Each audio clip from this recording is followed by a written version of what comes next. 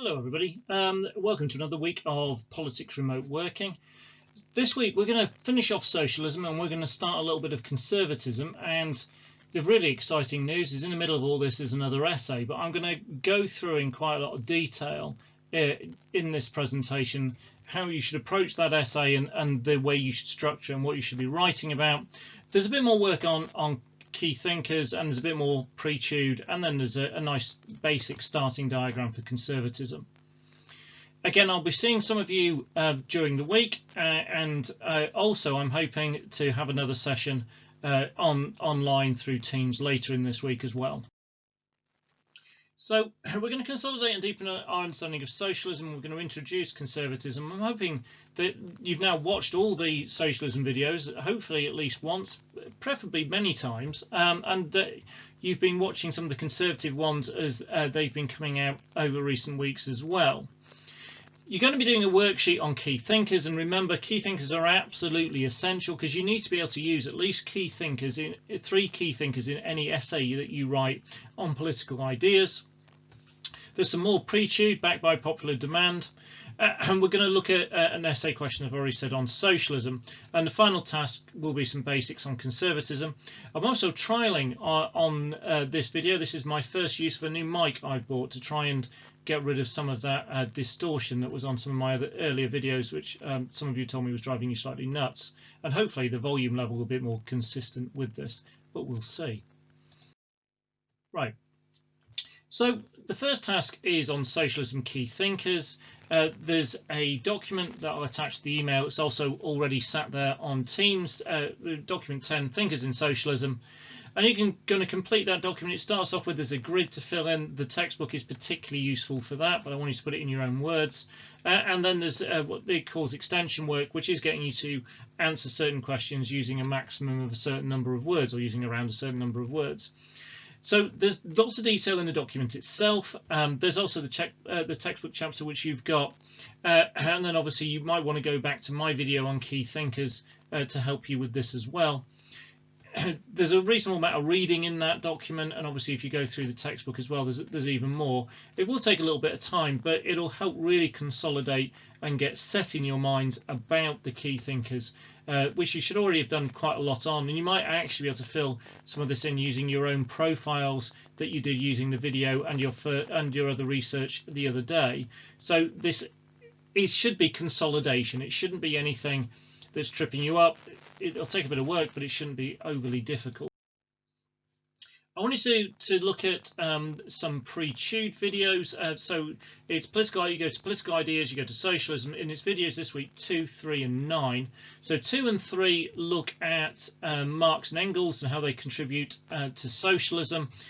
So again, consolidating a bit more on our two start off key thinkers, and then 9 just goes over the areas we've looked at already, so human nature, society, economy, and state. So that should again be reinforcing the stuff that you've done elsewhere, so shouldn't be anything too difficult. Right, the bit I can't guarantee won't be difficult is going to be this essay. So this is from the 2019 paper. So to what extent do socialists have conflicting views over how the economy should operate? You must use appropriate thinkers you have studied to support your answer and consider both sides in a balanced way. Now, the interesting bit, I've just been reading the examiner's report on this. The interesting bit on this is that thinking about how we approach these political ideas essays, and I'm going to talk you through some of these different bits. Right, now you need to include the ideas of revolutionary socialists. So this is Marx and Engels, which count as one person together in times of our key thinkers. Rosa Luxemburg as well. And these are revolutionary socialists. They are fundamentalist socialists. And what that means in terms of fundamentalist socialists is they believe that capitalism must go, and it must go immediately.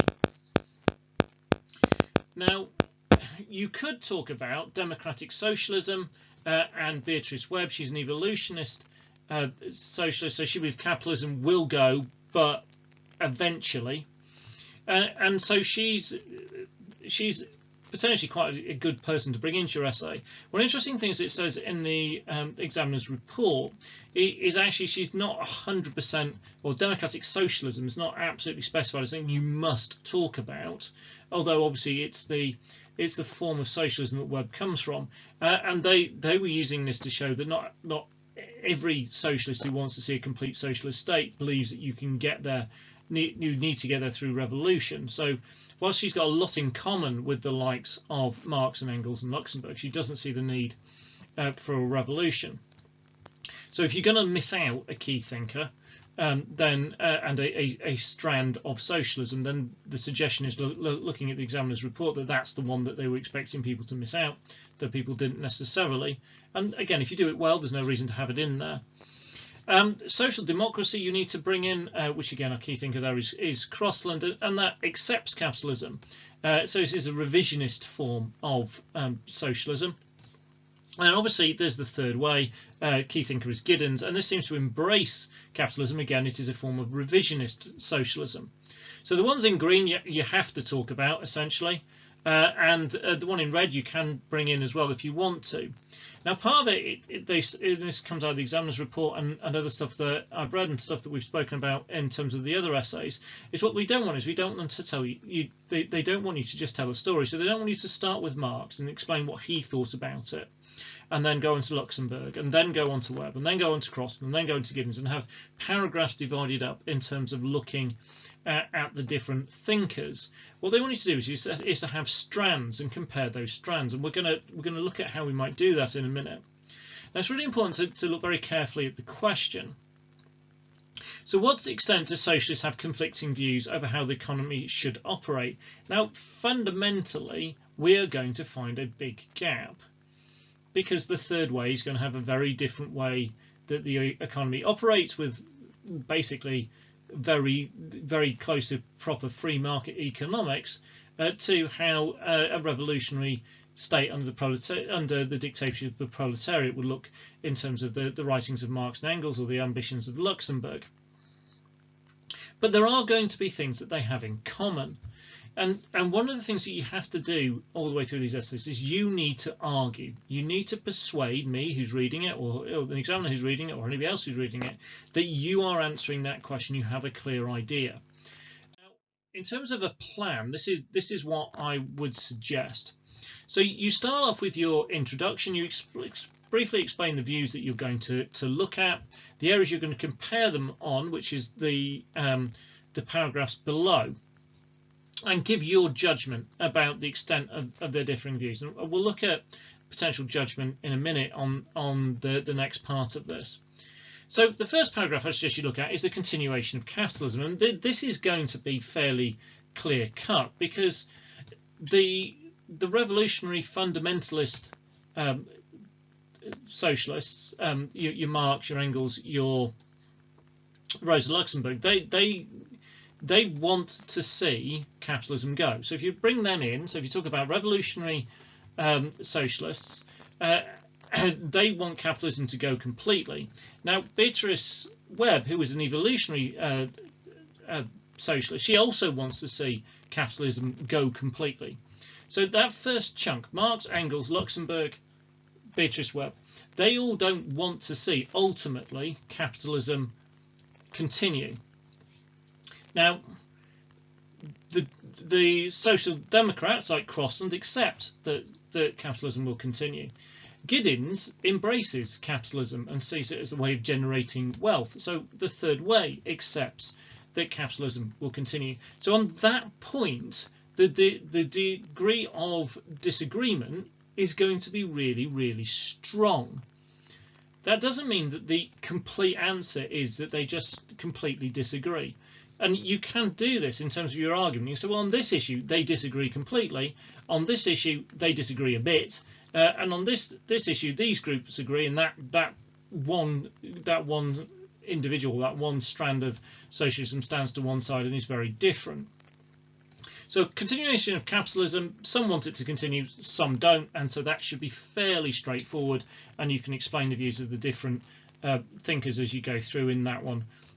Your second paragraph, one of the things I suggest you look at is the role of the state in controlling the economy. And now this is more nuanced and is something that's a bit trickier in terms of the arguments, because whilst, for example, Marx and Engels argue that there will be need for state control under the dictatorship of the proletariat, eventually they talk about the state withering away and dying.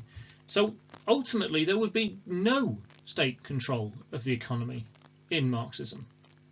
I know that's a slightly odd one to think about, because you think about socialist regimes, you think about Marxist, Leninist regimes like the one created in Russia, and the economy was completely controlled by the government. But actually Marx's argument is ultimately that it will wither away and die. Now, in democratic socialism, as argued by Webb, they see the state continuing in great control of the economy, and that being the case going all the way through. And in social democracy, the Crossland does call for state control of the economy. Now, he argues for a slightly different form of state control, so more Keynesian economics rather than direct ownership of industry that Marx and Engels and Luxemburg would start off with. But he's saying, well, maybe we've done enough, we've got a bit of that, we don't need any more. He argues that there should be a welfare state, and there would have been a welfare state to start off with under the earlier thinkers as well. But so we're seeing a kind of, in terms of role in running the economy, there are some similarities, and there's also some nuance to look at, because remember, if we get to the ultimate aim of Marxism, we lose state control altogether because there is no state. With the third way, then they're going to stay out of state control of the economy, and they stay away from Keynesian economics as well. So that would make the third way an outrider compared to the others. Or you could almost argue that in a slightly odd way, and the economy would be very different in these two cases, but the third way, which wants to stay out of the economy, and Marxism that argues that ultimately the state will wither away and die, it still ends up with no state control of the economy. So there are some interesting things that you can look at in that, but you've got to show that understanding of the nuance in terms of Marxism, that yes, it would have really strong control of the economy for a period of time, but then ultimately when collectivism kind of kicks in and everybody believes in that idea, and that's the other way of looking at this role of the state one, is this idea of collectivism and the means of production being control of the people. Now that's maybe slightly different to the role of the state, and now if you changed it to collectivism rather than role of the state, you'd get a slightly different paragraph, and that's the kind of stuff you need to be thinking about. But in the most basic form, if you do role of the state, there's some really interesting bits to get hold of in that. So social democrats like Crossland do believe in control of the state in the economy, but in a slightly different way to how Marx and Engels envisage control of the state. Marx and Engels is complicated because they believe that ultimately that control, whilst really strong for a period of time, the dictatorship of the proletariat will go away. The third way doesn't want the state to control the economy, wants to leave it to capitalism, so that is different. Redistribution of wealth is another key concept in economics for socialism, and in that you can say, well, in the case of Marx and Engels and Luxemburg and Webb, they all believe in equality of outcome. So they want to see redistribution of wealth on a really substantial scale. They're going to see the end to private property with the state taking control, and then not the need for private property later on, as everybody accepts the idea of collectivism and everything being shared. Social democracy in Crossland also seeks equality through the welfare state, through Keynesian economics, to make sure there's full employment, but it's not quite to the same extent. So we are talking about a degree of redistribution of wealth, but not complete redistribution of wealth. And it's really important to emphasize that similarity, but also that difference. So they all believe in redistribution of wealth, but Marx and Engels and people believe in it to the extent where everybody has the same, whilst in social democracy under Crossland, they believe in redistribution of wealth, but not to the level that everybody has exactly the same amount of stuff. It means you will take some stuff from the wealthy and give it to the less well off, but you won't make the wealthy and the less well off suddenly the same and having the same amount of money that you would have seen in places like communist Russia. Now, the third way, again, is an outrider on this, and they accept there will be rich and poor, and they tend to prioritise either non-economic equality, so things to do with minority rights, or they emphasize equality of opportunity rather than equality of outcome. So they would argue that everyone should have the opportunity to go to university, and they would they set various mechanisms up to help that. But they don't then say, and we're going to give massive handouts to those who are less well off, and massive taxes on those who are really well off. They don't really do any redistribution of wealth at all fundamentally in the third way. So again, you've got some aspects where there are some similarities between different strands, and a strand again that maybe stands out. Now, in terms of the liberal essays that I've had in, and a lot of them were very, very good, there tends to be, with some of you, still a slight imbalance between your three AOs. So the AOs are assessment objectives. AO1 is about knowledge, AO2 is about analysis, and AO3 is about judgment. And generally speaking, what we find particularly at this stage for everybody is AO1 tends to be the strongest, particularly when you're writing essays at home, because you should be able to write knowledgeable things about the key thinkers and what they think, and the different strands of socialism and what they think on different aspects, because you'll have your notes in front of you. You can go and watch my videos again. You've got the textbook chapter, and so you should be able to get accurate stuff. Some of you, to stretch your AO1, need to put more detail in and explain things more fully. Some of you use some really good technical terms and then don't fully explain what they are. Now, AO2 is a bit harder, and this is about the comparison bit. And in this, essentially, in each paragraph, what you need to be doing is you need to make the point. So on redistribution of wealth, there are some areas of agreement, but also there is some areas of disagreement, and that's what you're going to be talking about. So you're going to start your paragraph on redistribution of wealth, saying socialists largely agree, with the exception of the third way, in the idea of redistribution of wealth. Redistribution of wealth is when you take large amounts of money, or so you take money from those who have large amounts of money, and you take it away and you give it to those who don't. In the ideas of Marx and Engels then and Luxemburg, this will be done to the extent that everybody has the same level of wealth, and you therefore no longer have rich and poor.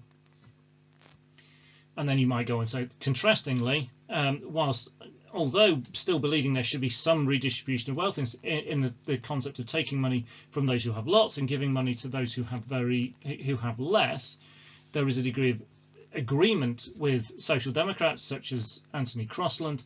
Crossland is not looking to redistribute wealth to the same extent, and therefore there would still be gaps between the wealthy and the poor, but what he wants to do is to create greater equality than that already exists. So he wants to make it more equal, but not completely equal. However, there is not complete agreement on this, and then you could go in and talk about the third way and say that this element of socialism, this strand of socialist thought, and the ideas of Giddens as brought in by Blair's government, don't fundamentally believe in redistribution of wealth, and accept that you will have both very wealthy people and poorer people in society, and that idea. So your AO2, you are continually comparing the different bits, and so your paragraph should have kind of a point at the beginning of it. It should then have some evaluation of ways in which they are similar, and then you should then undermine that, and you should have some counter about the degree to which they are different, and then you should finish with a judgment of overall how similar and different are they on that particular element. Now, the strength of your undermining will depend on the amount of disagreement they think, and your undermining might be, you might go, well, actually these strands of socialism agree, this bit doesn't. So overall there is a reasonable amount of agreement, but it is not complete. Or you might say, well, these forms of socialism say this, and these forms of socialism say complete opposite, and therefore fundamentally on this area of economic policy the socialists disagree to a very large extent. And your ultimate conclusion might be that they disagree fundamentally on some issues and they're actually reasonably close on others, or it might be that most of socialists agree on this, but this group don't. So AO3 is about your overall judgment, and this is a really important thing to have settled down before you start. So it could be that you're looking at it and going, well, whilst lacking fundamental desire for capitalism to be destroyed, social democracy, as proposed by Crossland, has some similarities with the views of Marx, Engels and Luxemburg. So he wants government to control significant parts of the economy and wants some degree of redistribution of wealth. The third way, however, strongly differs from the other forms of socialism supporting a neoliberal economy. And if that's my conclusion, I need to make sure that that's what keeps coming out in my paragraphs, that I can find some disagreement in most areas, but also some things in common between social democracy and the revolutionary forms of socialism. But when it comes to the third way, I'm constantly saying, look, I cannot find common ground here. Again, your judgment might be different. That is just an example. Right, so I want you to write me that essay, and that should give you a good chunk of your work this week. Again, use all the resources you've got available soon. Watch that bit of the video and when I go through the different bits, and make sure you've got a solid plan and structure, and that should really help. Task 4 should be fairly straightforward. I just want you to watch the Conservatism Basics video and the Conservatism in 60 Seconds video, and from those two videos I just want you to make a very basic diagram, conservatism in the middle, human nature, society, economy and the state, and tell me about what they believe in those different things. And then in following weeks we will go into those 4 aspects in more detail, and then we'll go on to the different strands of conservatism and the different key thinkers. Now, if you want to get ahead of all of that, then you'll see there are videos on all of that stuff there already. Right, so next week we'll do conservatism in more depth, and some more of you will get invited to face-to-face sessions. I will be doing more of the online support at the end of the week, and again particularly on that essay, and that's why I want to focus that support session on this week. We'll be talking about that essay, so if you're struggling with it, you want help with it, then look for an email for me. Well, I'll give a date and a time later this week for when we're going to do that support session, and you can come on in, we can talk about it, and I will help get you through it and we'll get it sorted. Right, thank you very much for watching, guys. Good luck with this week's work. As ever, contact me through email, contact me through Teams, leave comments on this. Please remember to like the video, makes it easier for you to find it. Also gives me a warm and fuzzy feeling inside. If you haven't subscribed already, then please do. Right, I'll speak to you all again soon. Thank you very much.